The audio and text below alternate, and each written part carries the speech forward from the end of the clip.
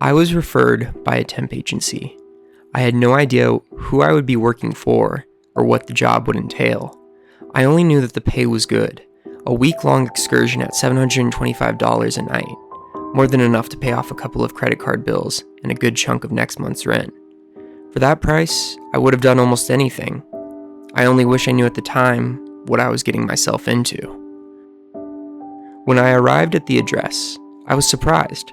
It was a large facility at the end of a dirt road in the woods, 2 towns over. The large sign outside read Synthetic Corp. It was a plain, white, 3-story building void of identifying markings. Its appearance gave me no clues as to its purpose. Its location was even more baffling. Going off the name alone, I had to assume it was some sort of biotech company. I was probably needed to clean up radioactive waste, or something to that end. For what they were paying me, I would happily risk my health. Upon entering the building and meeting with the receptionist, I was directed to room 371 on the 2nd floor, where I would wait for Al, my new boss. It was your standard office setting, albeit more quaint than usual. Red carpet, white walls, and no windows. Only 6 desks and 3 rows of 2, each with their own computer. At the back of the room was a large wall covered by a one-way mirror, an opening with steps on either side of it. Inside was a single chair, desk, and landline phone, probably a place for supervisors to oversee productivity. Other than that, the room harbored no points of interest, unless you fancied the waste bin and fern in the corner. An older gentleman opened the door to the room and came over to shake my hand, introducing himself as Al. He seemed to be in a rush, wasting no time in describing the task at hand. I was to stay in that very room from 8 p.m. until 6 a.m. the following day, every night, for a week. He left me his cell number and a laminated list of rules to be followed. He told me he could not overstate enough the importance of following each and every one exactly as they were outlined. Once he was sure I understood the gravity of the situation, he left me to my first shift in peace, closing the door behind him. That was it? Really? Just stay in the room for 10 hours a night. I had no clue as to why I was being paid over $5,000 to room sit, but I learned some time ago to never look a gift horse in the mouth. I simply sat down in the overseer's room with a smile on my face and went over the list of rules. There were 10 in total, all of which left me more than a little confused. 1. Once 8 rolls around, lock the door and do not leave the room for any reason until 6. Plan your bathroom usage and meal periods accordingly. No food or drink items within the room. 2. Do not use Hank's computer. It's the closest to the exit. No one is to ever touch it under any circumstances, not even Hank. 3.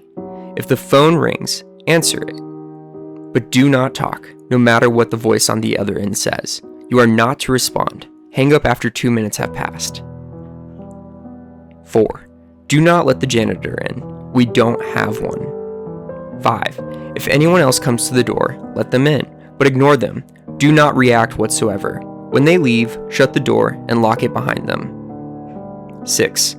If the waste bin changes locations, place it back in the corner as soon as you notice. 7. If I stop by, only let me in if I know the password.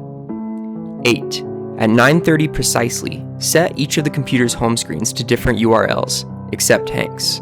Do not react to the image. Act normal. 9. If you see Harvey, feed him one of the treats from Lisa's desk, the one opposite of Hank's. And 10.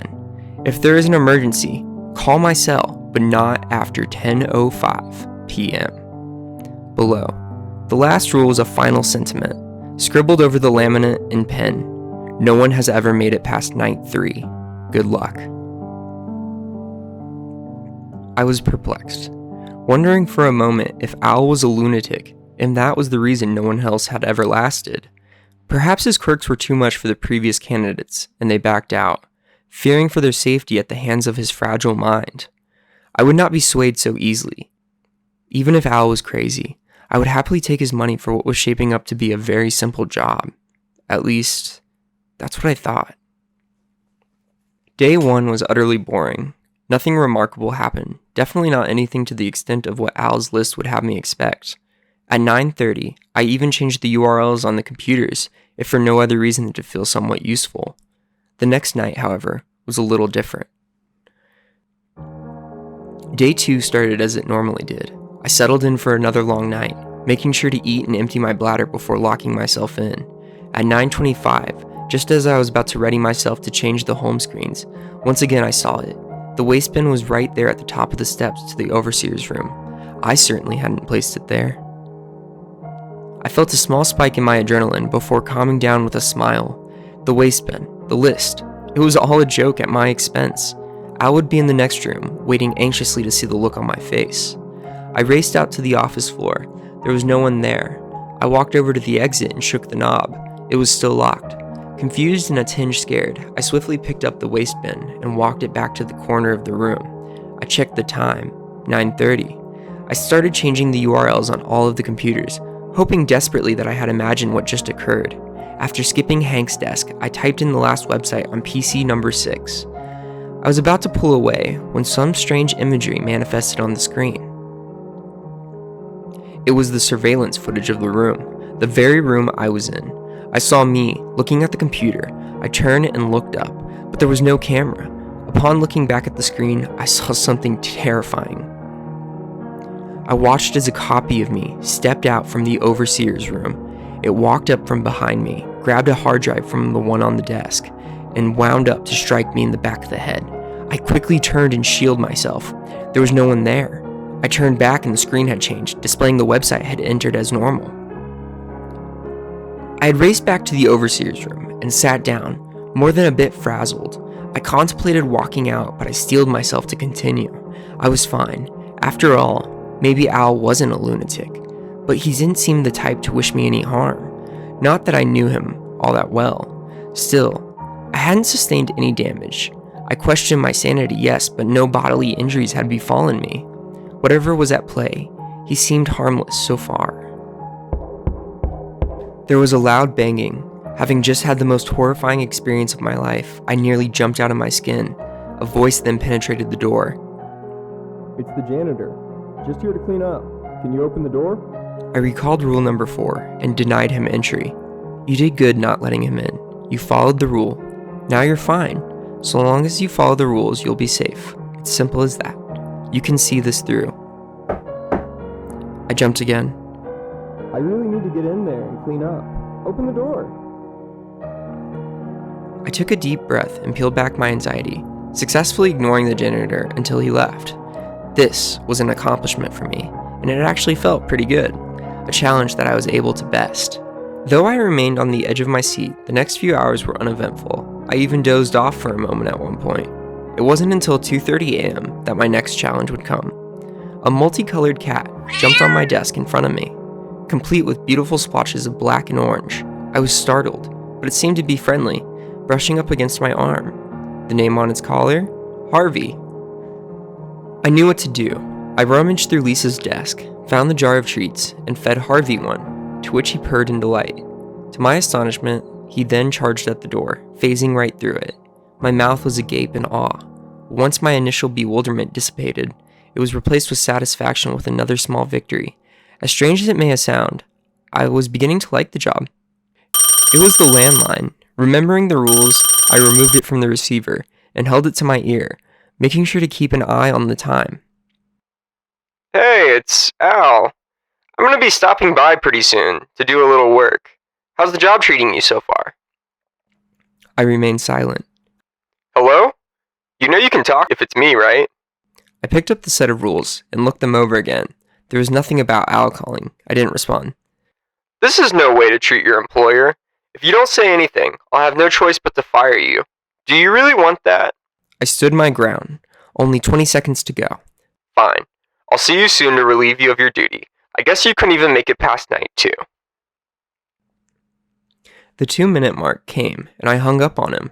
I felt safe as another hour went by. Reflecting on the trails I had faced thus far, I was bewildered, but determined. I wasn't going to let the room cloud my judgment. I was in control. "It's Lisa. Can I come in?" Though hesitant, I had to abide by Rule 5. I opened the door, and a woman entered. "You must be the new guy. What do you think of the place?" I went back to my desk in the overseer's room and sat down, trying my best to act casual. Lisa walked up to the glass, knowing I could see through it. "Not very talkative, are you?" Her eyes unnaturally darted around in all directions.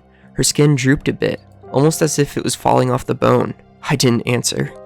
She didn't speak again. Instead, she stared at the glass for a long time, long enough to leave me feeling truly unsettled. She then waltzed in and stopped at my side, raising her arms. I hoped she wouldn't notice that my breathing had become more sporadic and labored. She then violently swung down on the desk, creating a thunderous clap. I almost winced, but held my composure. After another awkward 5 minutes or so, she left. I ran to the door and locked it behind her. A few moments later, there was yet another knock. This time, it was a boy, claiming to be searching for his father. I let him in and sat back down. He tried many times to ask for my help, but I was careful to ignore him, just as I had with Lisa. At one point, however, I made the mistake of meeting his gaze. For an instant, in between blinks, his eyes became pitch black, void of all color. Startled, I nearly jolted back, but was able to restrain myself. Like Lisa before, the boy eventually left, and I quickly locked the door behind him. Another rule followed. Other than the waste bin moving around a few more times, nothing else happened that night. Before I knew it, it was time to go. I heavily considered calling it quits, and may have even had a nightmare or two upon sleeping that day, but I found myself excited to continue, wondering what obstacles the room would throw at me next. Curiosity shouldn't have been enough to bring me back, but all rational trains of thought escaped me. The room had this pull that beckoned to me. I was hopelessly compelled to return, powerless to its call. Any excuse would have sufficed. As such, I resumed my post the following night. Upon starting my shift, I was confident I had dealt with a few absurdities up to the point, and waited patiently for the next opportunity. A couple of hours went by with no trouble. No cat, no images on the computer, no phone calls, and no waste bin antics. Boredom was beginning to set in when a loud knocking broke the silence. There was no voice. I yelled out from the overseer's room. "Who is it?" I asked. There was a brief pause. It's me, Al. I picked up the list and reread rule number 7. "What's the password?" I read him. I heard him chuckle to himself. I never wrote down a password. He was right. There was no password written with the rule. It must have been him. I cautiously made my way to the door and opened it. Al was there to greet me with a smile. I sighed in relief. "Let me guess. Scared of the things that go bump in the night?" He laughed at my clear, nervous disposition. "You have no idea." He shut the door and set up some things at one of the computers. "Say, why didn't you write down a password?" I asked. "It's a ploy. Anyone posing as me might try to come up with one, which would identify me as not being me. Understand?" "I see. Good thinking." He returned to his work at the computer. I didn't want to bother him, but I just had to know. What is this place anyway? Why do the things happen here? He turned to face me. "It's best that you don't question anything, especially ones that are far above your pay grade." I wasn't happy with my answer, but I knew it was all I would get out of him. I let him work in peace and sat down in the overseer's room, watching him through the one-way glass. That's when I realized something. The computer Al was using, it was Hank's. I double-checked the list to make sure. Yes, that was definitely Hank's desk. No one was to touch his computer. Didn't that apply to Al as well? I turned over the list on the off chance I might have missed more information. That's when my heart sank. In large, bold print on the back of the laminated sheet was the text that read, "Password. Diner." Fuck. I grabbed my phone, reached for the scrap of paper with Al's number on it, and dialed it as fast as I could. There was a few tones, but he finally picked up. "Hello? Everything alright over there?" "Al, thank goodness. I made a mistake. I thought he was you. I let him in. Now he's on Hank's computer." He let out a long sigh of disappointment. I watched as Al's copy turned from his computer and then stood up. "Listen very carefully. Do not act suspicious in any way. You should be fine if he doesn't suspect anything. If you ever try to leave or call anyone else, it'll be all over. Understand?" "Yes, I understand." Al's copy began to walk to the overseer's room. My heart was beating faster than it ever had before. "I'll be there soon. Just don't panic." He hung up. I kept the phone to my ear as Al's copy approached so as to pretend I was talking to my wife. "I told you, hon. 6 o'clock. That's when I clock out. You don't have to wait up for me. You worry too much. Please, get some rest." Al's copy was in the room with me now, staring. I held the phone to my chest and looked back at him. "Everything okay?" I asked. He continued to stare at me for a few long seconds. "Can you help me with something on the computer?" I wondered if he could see my chest pounding. "Sure, I just need to finish this phone call. I'll be there as soon as I can." He stared for another moment and then walked back to Hank's desk. Though panicked, I kept up appearances by continuing to pretend to be on the phone. I even acted out an argument to lengthen the call. While doing this, I watched with bated breath as the knob gently turned and the door swung open. It was Al. I had never been so relieved in my life. He turned to the glass and put a finger to his mouth, gesturing for me to keep quiet. The clone was not yet privy to his arrival. Al snuck up behind his clone and grabbed him by the throat. The imposter struggled but eventually succumbed to his vicious grip. He fell to the floor, a lifeless hole, before disintegrating into the carpet. I ran to Al and thanked him. I also apologized profusely. "No need to be sorry. This isn't the first thing that made it into the room, and I'm sure it won't be the last either. I'm just happy you're okay." He smiled. "Speaking of which, mind shutting that door? Wouldn't want another one of me stopping by." Of course.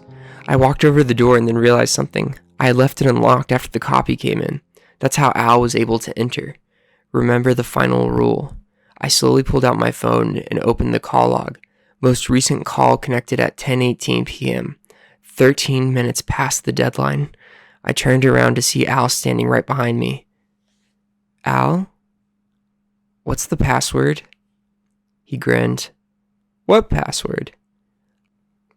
I ran out of there as fast as I could. The room still had a strange hold over me, but I will never go back. At least, I hope I won't.